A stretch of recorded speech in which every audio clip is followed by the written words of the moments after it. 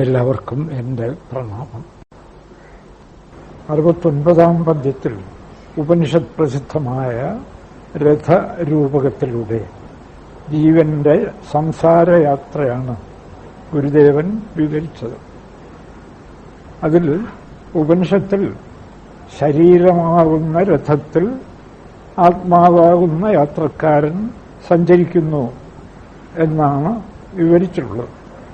ഇവിടെ ഗുരുദേവൻ ശരീരത്തിന് പകരം വിഷയവാസന അഥവാ ആഗ്രഹം, ഭൗതികമായ കാര്യങ്ങൾ നേടി ജീവിതം സഫലമാക്കാമെന്നുള്ള ആഗ്രഹമാകുന്ന രഥത്തിൽ കയറി ജീവൻ സംസാരയാത്ര തുടരുന്നു എന്നാണ് വിവരിച്ചത്.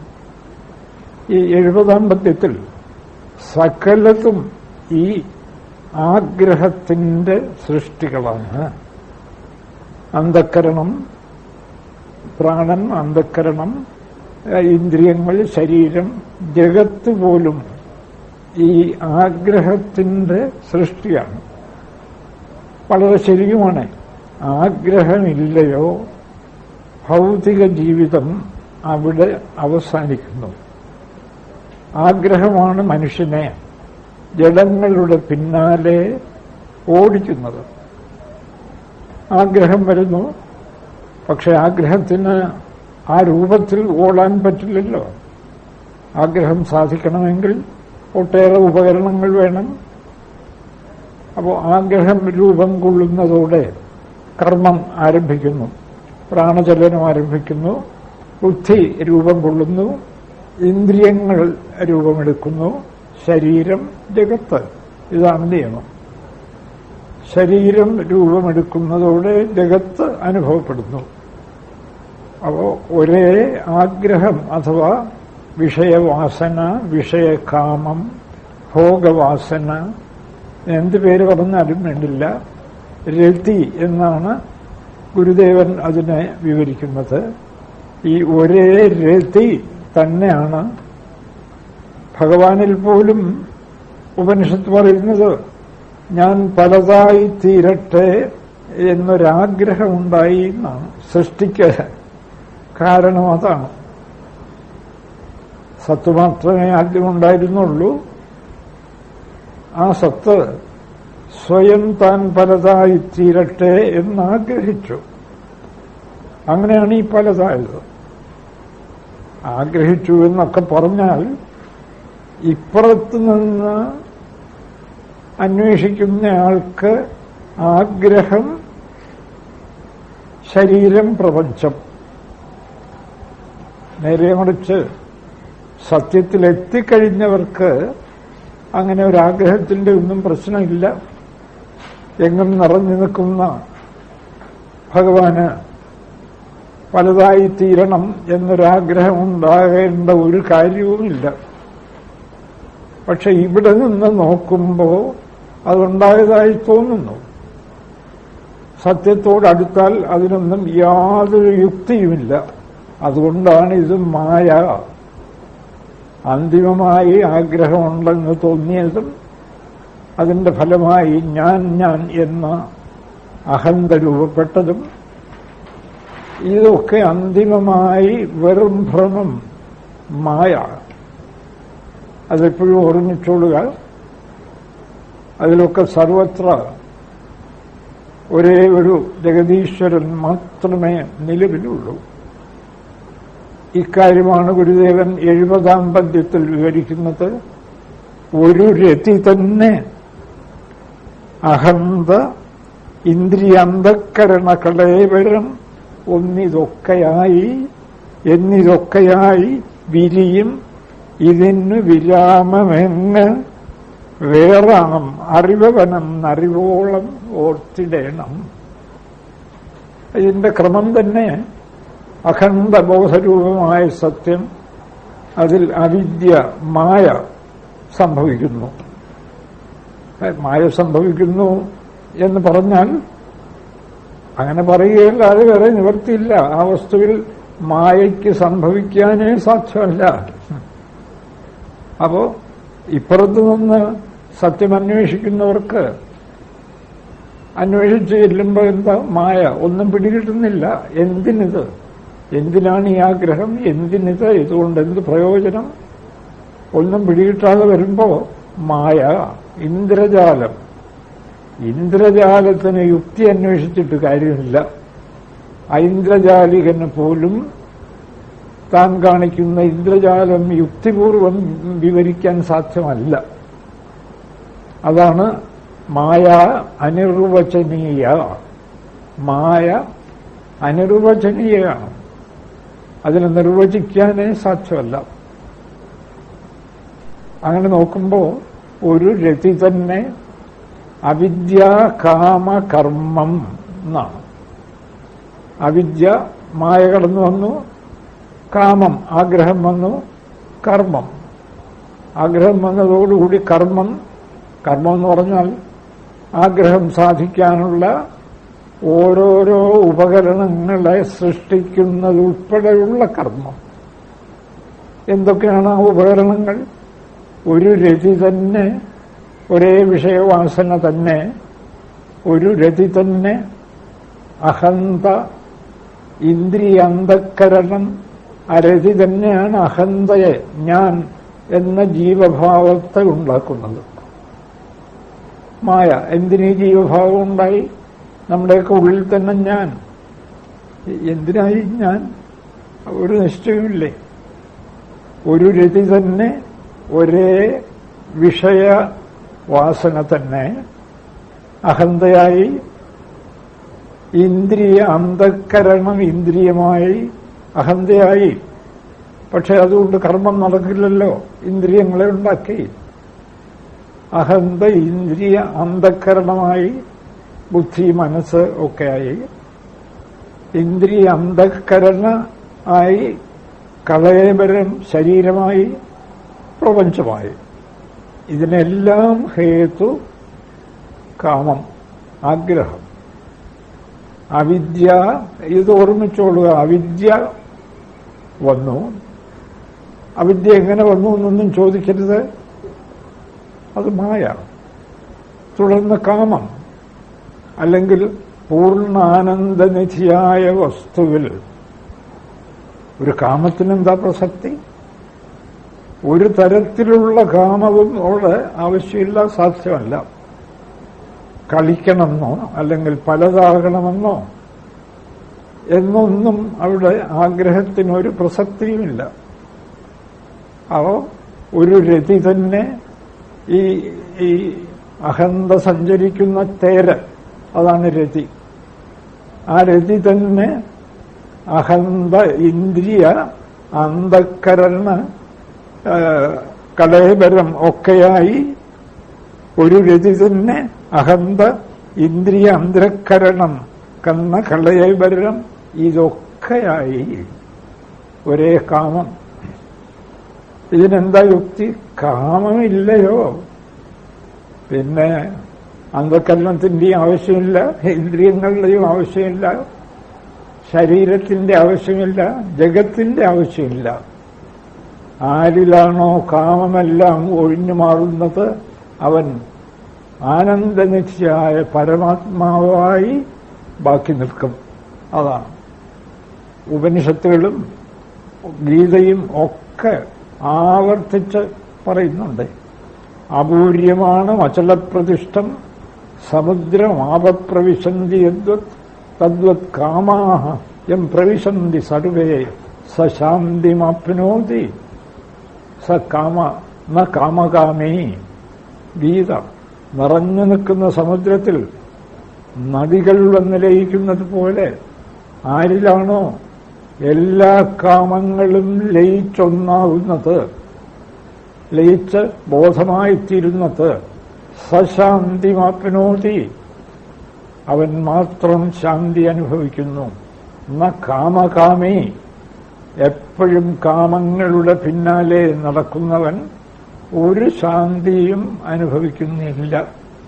ഭൗതിക തലത്തിൽ അയാൾ എവിടെ എത്തിയാലും ശരി, അയാൾക്ക് ശാന്തി ഒരിക്കലും സാധ്യമല്ല.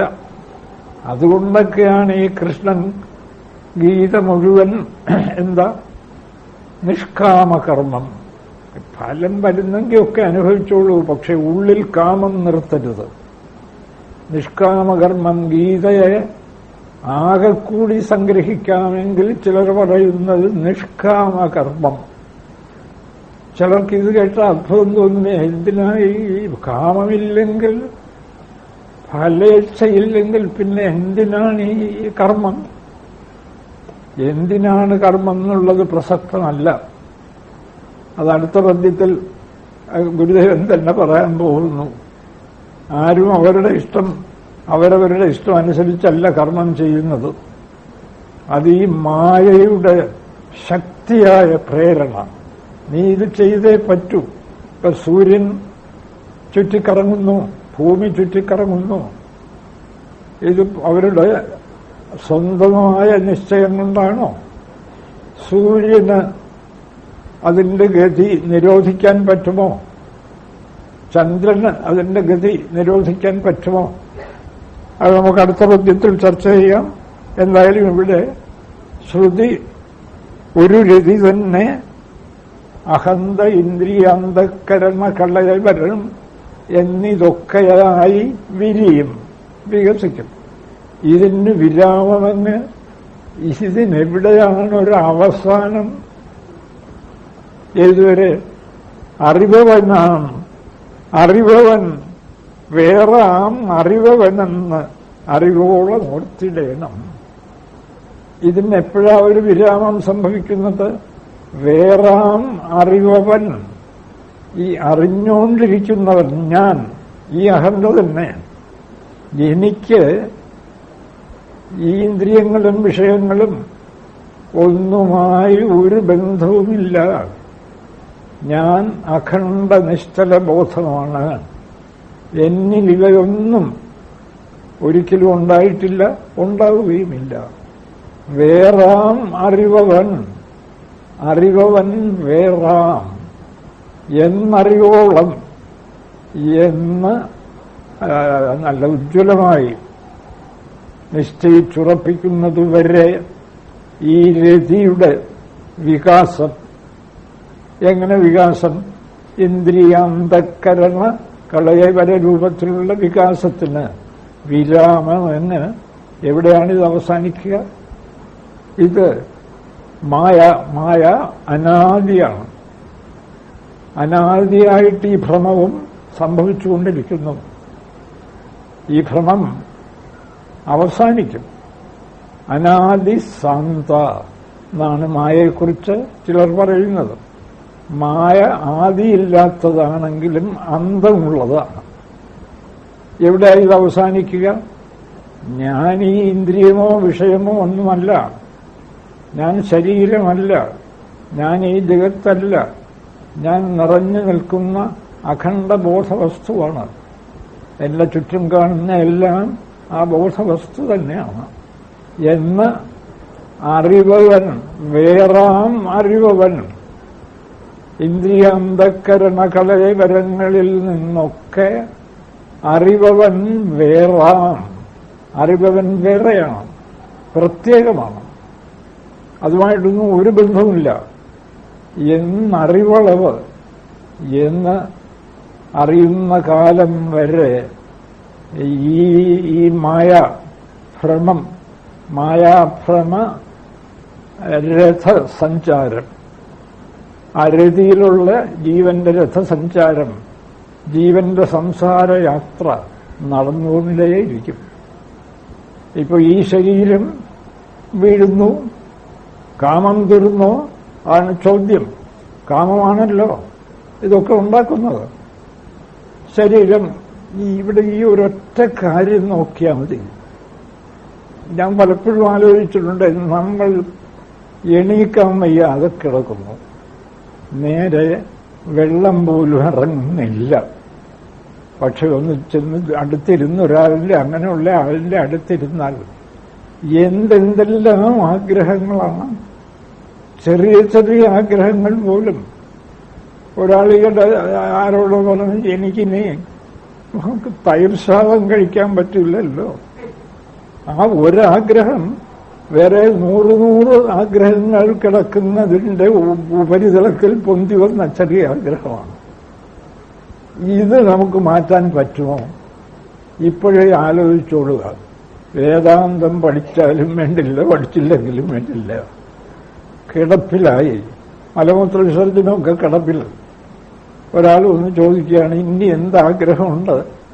എനിക്കൊരാഗ്രഹവുമില്ല, ഒരാഗ്രഹവുമില്ല. ഞാൻ സംതൃപ്തൻ. ഒരാഗ്രഹവുമില്ല എന്ന് പറഞ്ഞാൽ നിരാശ കൊണ്ട് പറയുന്നതല്ല. ഞാൻ പൂർണ്ണ സംതൃപ്തൻ. മരിക്കാൻ ഇനി കുറച്ച് സമയമേ ഉള്ളൂ, ഡോക്ടേഴ്സൊക്കെ പറഞ്ഞു കഴിഞ്ഞു. ഇത് പറയാൻ കഴിയുമോ? ഇപ്പോഴേ ഒന്ന് ആലോചിച്ച് വെക്കുക. പറയാൻ കഴിയണമെങ്കിൽ ഈ പരമസത്യത്തെ വേറാം അറിവവൻ, അറിയുന്ന ബോധരൂപനായ ഞാൻ, അഹന്ത, ഈ ഇന്ദ്രിയാന്തക്കരണകടയപരങ്ങളിൽ നിന്നൊക്കെ വേറാണ്. രണ്ടും രണ്ടാണ്. ആ സത്യത്തെ ഈ കളങ്കമൊന്നും ബാധിച്ചിട്ടില്ല എന്നറിവളവും എന്നറിഞ്ഞനുഭവിക്കുന്നത് വരെ ഇത് തുടരും. ഈ അഹന്ത ഇങ്ങനെ ഇന്ദ്രിയാന്തക്കരണകളെ വരങ്ങളായി വികസിക്കുന്ന പ്രക്രിയ, അതായത് ജീവന്റെ സംസാരയാത്ര. നമ്മൾ പറഞ്ഞല്ലോ, മരിക്കാറായി, ഈ ശരീരം പോകുന്നു, കാമം ബാക്കി നിൽക്കുന്നു. എന്താ പിന്നെ? ഇനി ഈ ശരീരത്തിൽ നിന്ന് വിട്ടിട്ട് ഇപ്പോഴുള്ള കാമങ്ങൾ നടത്താൻ തക്കവണ്ണം ഉള്ള അന്ധക്കരണ കടയപരങ്ങളെയൊക്കെ ഉണ്ടാക്കി തിരിച്ച് ജനിക്കുന്നു. വീണ്ടും ജനിച്ചു, ആ ശരീരവും വീഴാറായി, കാമം തീർന്നോ? ഒറ്റ പ്രശ്നം അതാണ്. ഇതാണ് ചിലർ, കാമമില്ലെങ്കിൽ പിന്നെ എന്തിനാ സാർ കർമ്മം? അല്ല, അത് സാരമില്ല, കാമമില്ല, നിങ്ങൾ കിട്ടുന്നതൊക്കെ അനുഭവിച്ചോളൂ. ഉള്ളിലെന്തിനാ കാമം? കാമമില്ലാതെ കർമ്മം ചെയ്യാം. കർമ്മം ചെയ്യുന്നതനുസരിച്ച് കിട്ടുന്ന ഫലം എന്താണെന്ന് വെച്ചാൽ സുഖമായിട്ട് അനുഭവിക്കാം. അപ്പോഴും കാമമില്ല. കാമമില്ലാതെ അനുഭവിച്ച ഒരപകടവുമില്ലേ? നല്ല പാൽപ്പായസം കുടിക്കുന്നു, നല്ല രുചിച്ച് തന്നെ കുടിക്കുന്നു. ഒരാൾ ചോദിക്കുകയാണ്, നാളെയും വേണോ സാർ ഈ പാൽപ്പായസം? വേണ്ടേ വേണ്ട, വേണമെന്ന് യാതൊരു താല്പര്യവുമില്ല. അപ്പം നാളെ തന്നാ കുടിക്കില്ലേ സാർ? കിട്ടിയാൽ കുടിക്കും, അത് വേറെ കാര്യം. ഇനി ഉള്ളിൽ ഈ കാമം നിലനിർത്തണമെന്നുണ്ടോ? നിലനിർത്തിയത് കൊണ്ട് ഉത്കണ്ഠയും ടെൻഷനും അല്ലാതെ മറ്റൊരു ഫലവുമില്ല. നിങ്ങൾ കർമ്മം ചെയ്യൂ, ഫലം വന്നു ചേരും. വന്നു ചേരുമ്പോൾ അനുഭവിക്കൂ. കാമം നിലനിർത്തണ്ട. അപ്പോഴൊക്കെ സത്യം. ഇവിടെ ഒരു സത്യമേ ഉള്ളൂ. ഈ പലതുമാണെന്നൊക്കെ വെറും ഭ്രമം എന്ന് വ്യക്തമായി അനുഭവിച്ചുകൊണ്ട് കർമ്മം ചെയ്യൂ, കാമങ്ങൾ അനുഭവിക്കൂ. പക്ഷെ കാമം നിലനിർത്തരുത്. അത് ശീലിക്കുന്ന ഒരാൾക്ക് ശരീരം കിടപ്പിലായാൽ കാമം വല്ലതും ഉണ്ടോ? ഒന്നുമില്ല. പൂർണ്ണ സംതൃപ്തൻ. അപ്പൊ ഇനി ജനിക്കണമോ? വേണ്ട. നല്ല ബോധ്യമാവും. എന്തുകൊണ്ട്? കാമമുണ്ടെങ്കിലല്ലേ ജനിക്കേണ്ട കാര്യമുള്ളൂ. കാമമുണ്ടെങ്കിലേ ശരീരം രൂപപ്പെടേണ്ട കാര്യമുള്ളൂ. അതാണ് കൃഷ്ണനും മറ്റും ഈ ദുരന്തം ഒഴിവാക്കാൻ നിഷ്കാമകർമ്മം ചെയ്യൂ, ഫലേച്ഛ കൂടാതെ പ്രവർത്തിക്കൂ, അനുഭവിക്കൂ. കൃഷ്ണൻ അർജുനനോട് പറയുന്നുണ്ട്, നീ കിട്ടുന്ന ഫലം അനുഭവിക്കേണ്ടെന്ന് ഞാൻ ഒരിക്കലും പറയുന്നില്ല. ഹതോവാ പ്രാപ്സ്യസി സ്വർഗം ജിത്വാ വാ ഭോക്ഷ്യസേ മഹീം തസ്മാലുത്തിഷ്ഠ കൗന്തേയ യുദ്ധായ കൃതനിശ്ചയ. അർജുന, നീ യുദ്ധം ചെയ്യും. അതെങ്ങനെ പരിണമിക്കും എന്ന് നീ ഇപ്പൊ ചിന്തിക്കണ്ട. ഈ സത്യബോധത്തോടുകൂടി യുദ്ധം ചെയ്യൂ. നീ ഒരുപക്ഷെ മരിച്ചു പോകും. മരിച്ചാൽ സ്വർഗം കിട്ടും. പോരെ, ഗംഭീരമായ ജീവിതം. ഇനി ജയിച്ചാലോ? രാജ്യം അനുഭവിക്കാം. അതാ രാജ്യം അനുഭവിക്കണ്ടെന്നോ സ്വർഗം അനുഭവിക്കണ്ടെന്നോ ഒന്നും കൃഷ്ണൻ പറയുന്നില്ല. ഇതൊക്കെ നല്ല കാലത്തൊന്ന് ശീലിച്ചു നോക്കണം. അല്ലാതെ അവസാനം കൊണ്ടുവച്ചതൊക്കെ ശരിപ്പെടുത്തിക്കളയാം എന്ന് വെച്ചാൽ ഒരിക്കലും സാധ്യമല്ല. അതുകൊണ്ട് ഇത് മാത്രം ഓർമ്മിച്ചാൽ മതി. അവസാന കാലത്ത് മനസ്സിനെ പൂർണ്ണമായും നിഷ്കാമമാക്കാൻ പറ്റുമോ? ഒരു ലൗകികന് പോലും ചിന്തിക്കാമല്ലോ. കിടപ്പിൽ നിന്ന് എഴിക്കാൻ വയ്യാത്തവൻ ഇനി ഒട്ടേറെ കാമങ്ങൾ ഉള്ളിൽ വെച്ചുകൊണ്ടിരുന്നിട്ട് എന്ത് പ്രയോജനമാണ്? ധീരമായിട്ട് അതിപ്പോഴേ തീരുമാനിക്കുക. അപ്പോൾ ഒരു രതി തന്നെ അഹന്ത ഇന്ദ്രിയാന്തക്കരണകളേവരൻ എന്നിതൊക്കെയായി വിരിയും ഇതിനു വിരാമതങ്ങ്. ഈ സംസാരയാത്രയ്ക്ക് എവിടെയാണ് അവസാനം? വേറാം അറിവവനെന്നറിവോളം ഓർത്തിടയണം. അറിയുന്ന ഞാൻ വേറെ, ഞാൻ ബ്രഹ്മമാണ്, ആനന്ദനിത്യാണ്. എനിക്ക് ഇന്ദ്രിയാന്തക്കരണകടയവരങ്ങളും എന്ന് പറയുന്ന ജഡദൃശ്യങ്ങളുമായി യാതൊരു ബന്ധവുമില്ല. അത് ശരി, പക്ഷേ അതെല്ലാവർക്കും പറ്റുമോ ഗുരുദേവ? അതല്ലേ ചിന്തിക്കുന്നവർക്ക് പറ്റും, പക്ഷെ ആരും ചിന്തിക്കുന്നില്ല. എന്ത് കഷ്ടം!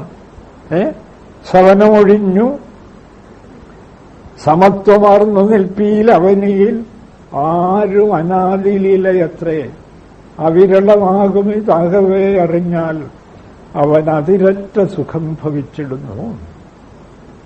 സവനമൊഴിഞ്ഞ്, സവനം എന്ന് വെച്ചാൽ കാമകർമ്മം, ഫലേച്ഛയോടുകൂടിയ കർമ്മം. യാഗം എന്നർത്ഥമുണ്ട് സവന ശബ്ദത്തിന്. സ്വർഗകാമോ യജയത, സ്വർഗം കിട്ടണമെന്ന് ആഗ്രഹിച്ചുകൊണ്ട് ചെയ്യുന്ന യാഗം. അപ്പൊ ഇവിടെ എല്ലാത്തരം സകാമകർമ്മങ്ങളെയും ചേർത്താണ് ഗുരുദേവൻ സവനം എന്ന് പറഞ്ഞിരിക്കുന്നത്. സവനമൊഴിഞ്ഞ് കാമത്തോടുകൂടിയ കർമ്മം വിട്ട്, കാമത്തോടുകൂടിയ കർമ്മം വിട്ട് സമത്വമാർന്ന മനസ്സിനെ പൂർണ്ണ സമനിലയിലെത്തിച്ച്, ഇവിടെയൊക്കെ ഗംഭീരമായ വേദാന്ത തത്വം തന്നെയാണ്. ബ്രഹ്മാനുഭവത്തിന് എന്താ മാർഗം? മനസ്സിനെ സമനില ശീലിപ്പിക്കൂ. ഗീതയിൽ കൃഷ്ണന്റെ യോഗം എന്ന് പറഞ്ഞാൽ ഈ സമനില ശീലിച്ചുറപ്പിക്കലാണ്. ഏത് പരിതസ്ഥിതിയിലും ക്ഷോഭിക്കാത്ത മനസ്സ്. പുറമേ എന്തെന്തൊക്കെ കോലാഹലം വരട്ടെ, മനസ്സ് ക്ഷോഭിക്കുന്നില്ല. അതാണ് ബ്രഹ്മനിഷ്ഠ. പറ്റുമോ എന്ന് നോക്കിക്കൊള്ളുക. ഇതൊക്കെ നമുക്ക് നമ്മിൽ തന്നെ പരിശോധിച്ച് നോക്കാവുന്നതേ ഉള്ളൂ. പുറമേ വലിയ കോലാഹലങ്ങൾ, നമ്മളും അതിൽ പങ്കുകൊള്ളുന്നു, ചെയ്യാവുന്നതൊക്കെ ചെയ്യുന്നു എന്ന് പറഞ്ഞാൽ, ഇപ്പോൾ ഒരാൾ മരിച്ചു തന്നെ പോയി, ആ പുറമേ വലിയ കോലാഹലം, അത് ദഹിപ്പിക്കണം, അതിൽ നമ്മളും പങ്കുകൊള്ളുന്നു. എന്താ വേണ്ടതെന്ന് വെച്ചാൽ ചെയ്യാം. പക്ഷെ ഇവിടെ യാതൊരു ക്ഷോഭവുമില്ല മനസ്സിൽ. ക്ഷോഭം ലേശവുമില്ല, ദുഃഖം ലേശവുമില്ല. ഇതാണ് സമനില. പുറമേ എന്തും സംഭവിക്കട്ടെ, മനസ്സ് സമനില. ഈ സമനില പ്രാപിച്ച മനസ്സ് തന്നെയാണ് ബ്രഹ്മം. ഇതും കൃഷ്ണൻ തീർത്തു പറയുന്നു. സമനില പ്രാപിച്ച മനസ്സ് സൃഷ്ടിയെ ജയിക്കുന്നു എന്നാണ്. ഇഹൈവ തൈർജിത സർഗോ യേഷാം സാമ്യേ സ്ഥിതം മനഃ. ആരുടെ മനസ്സാണോ പൂർണ്ണമായും സമനില പ്രാപിച്ചിട്ടുള്ളത് എന്ന് പറഞ്ഞാൽ അത് നല്ല ഉറപ്പ്. ഇനി എന്ത് കോലാഹലമൊക്കെ വന്നാലും ഞാൻ എനിക്ക് ചെയ്യാവുന്നതൊക്കെ ചെയ്യും, പക്ഷെ മനസ്സിന്റെ സമനില നഷ്ടപ്പെടില്ല എന്നുറപ്പ്. ചിലർക്ക് തൽക്കാലം ഒരു സമനിലയൊക്കെ വന്നതുപോലെ തോന്നും, പക്ഷെ എന്തെങ്കിലും ഒരു സംഭവം വരുമ്പോൾ പൊട്ടിത്തെറിക്കും. അതല്ല സമനില. എന്ത് സംഭവം വന്നാലും ഇവിടെ ഒരു പൊട്ടിത്തെറിയില്ല, നടക്കേണ്ടതൊക്കെ നടക്കും.